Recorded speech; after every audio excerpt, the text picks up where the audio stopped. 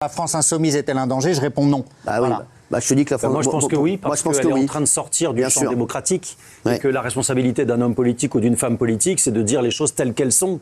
Et personne n'invente le fait que le Hamas est un groupe terroriste. Elle est en train de légitimer un groupe terroriste au nom d'une cause qui, elle, peut être juste. Mais ce sont deux choses différentes. On l'a dit 50 fois. Sur le fait que certaines personnes de LFI ou de France Insoumise aient catalogué le Hamas comme des résistants, c'est marrant parce que, selon son point de vue, ce mec, c'est complètement antidémocratique d'avoir un discours différent de la vérité. Parce qu'en gros, c'est ça son discours. Ça veut dire que nous, la France, on a un seul discours et c'est la vérité. Et par contre, les autres, les dissidents, ceux qui pensent autrement, il faut les faire taire, les dissoudre, les détruire parce que c'est antidémocratique. Or, j'aimerais rappeler à ce mec que quand il y a une seule voix, un seul discours dans un pays, c'est ce qu'on appelle une dictature ou en tout cas un régime autoritaire où voilà, les autres partis sont muselés. C'est marrant parce que apparemment lui, il croit que la France, on a la vérité. Non, on n'a pas la vérité. On a notre point de vue et nos intérêts. Qu'ils soient défendables, c'est une chose, oui ou non, ça, c'est un débat. Oui, parce qu'à un moment donné, ils disent oui, la communauté internationale traite le Hamas comme des terroristes. Le problème, c'est que la communauté internationale, ça représente simplement l'Occident, parce qu'ils parlent de l'ONU, mais sur l'ONU, c'est pas les 200 pays qui sont représentés à l'ONU, hein, c'est juste les membres permanents et ceux du G20, quoi. En gros, c'est les pays occidentaux. Donc, que les pays occidentaux aient un point de vue, c'est une chose, mais dire c'est la vérité, en fait, non, parce que dans ce cas-là, les résistants de la Seconde Guerre mondiale, c'était des terroristes aussi, par exemple. Donc c'est pour ça, chaque point de vue est différent. Je sais pas, moi, les harkis d'Algérie, c'est les terroristes des Algériens, du FLN, mais c'était les résistants des Français.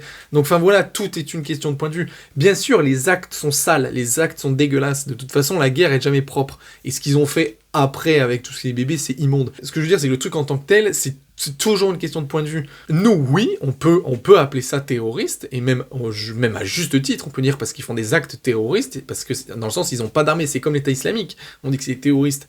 Pour eux, je suppose que ce ne sont pas des terroristes, ce sont même des héros. Donc c'est pour ça, tout est une question de point de vue. Donc en plus, la communauté internationale, c'est complètement bidon, hein, parce qu'il y a énormément de gens sur la planète qui ne considèrent pas le Hamas comme des terroristes. Hein. Allez voir déjà les pays africains, allez voir une bonne partie des pays asiatiques, et les pays du Moyen-Orient, vous inquiétez pas, ils pensent pas comme les Occidentaux. Et donc le truc, c'est que peut-être que oui, pour nous la France et Occidentaux, on considère comme ces terroristes, mais si un parti politique ou des personnes, parce que c'est même pas entier, mais des personnes considèrent que c'est des résistants, en quoi ça devrait être antidémocratique? C'est complètement bidon. Là c'est du foutage de gueule, et c'est justement de montrer que nous, on plonge vers une dictature. Hein. Dans ce cas-là, c'est-à-dire que tous les partis, il faut qu'ils pensent pareil. C'est vraiment incroyable. Hein.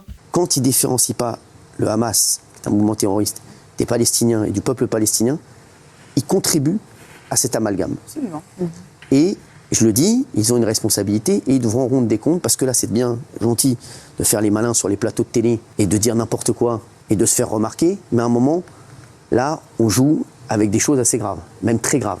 On joue avec des vies humaines.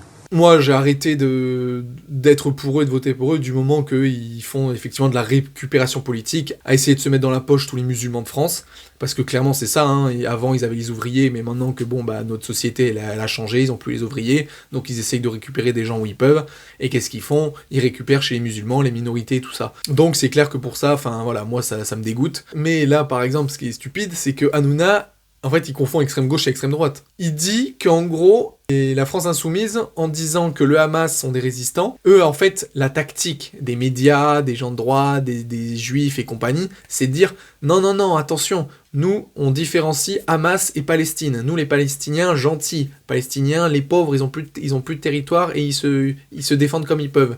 Mais le Hamas, méchant. Alors que bon, je pense que si on fait une interview ou un sondage en Palestine, je pense qu'ils vont tous être contents de ce que le Hamas a fait. Bien sûr, il y en a qui seront pas contents, mais je pense que la Palestine soutient le Hamas. Comme plein d'autres pays, encore une fois, soutiennent le fait que ça soit des résistants et non des terroristes. Mais du coup, voilà, ce qui est intéressant, c'est qu'Hanouna, donc, il dit que c'est la gauche qui a fait un amalgame, justement, avec Palestine et Hamas. Entre, donc, le terroriste et gentil. Donc, c'est un peu comme là, en ce moment, avec les attentats terroristes qui sont islamiques, et donc entre les gentils musulmans et les méchants musulmans. Le problème, c'est que, dans la caricature, qui c'est qui fait cet amalgame? C'est pas l'extrême gauche, c'est l'opposé, c'est l'extrême droite.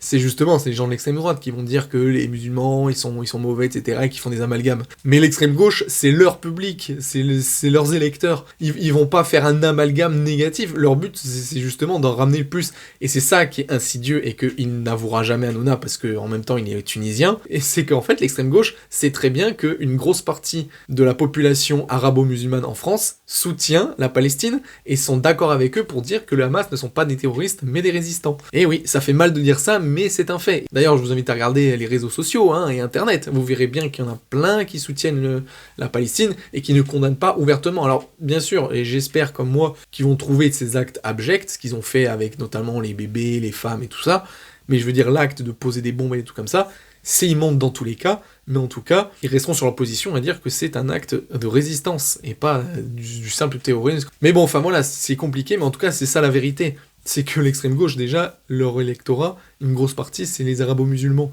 Donc ils vont pas aller contre eux, et justement, ils les soutiennent en disant ça, en ayant ce discours. Mais ça, ils l'avoueront pas, les médias. Donc voilà, que l'extrême gauche ne condamne pas comme terroristes les actes du Hamas, n'a rien, absolument rien d'antidémocratique, et ce n'est pas soutenir le terrorisme, mais en tout cas voilà, ça montre un peu le niveau d'angoisse dans lequel le reste des médias, de la bonne pensée et tout ça, se trouve actuellement.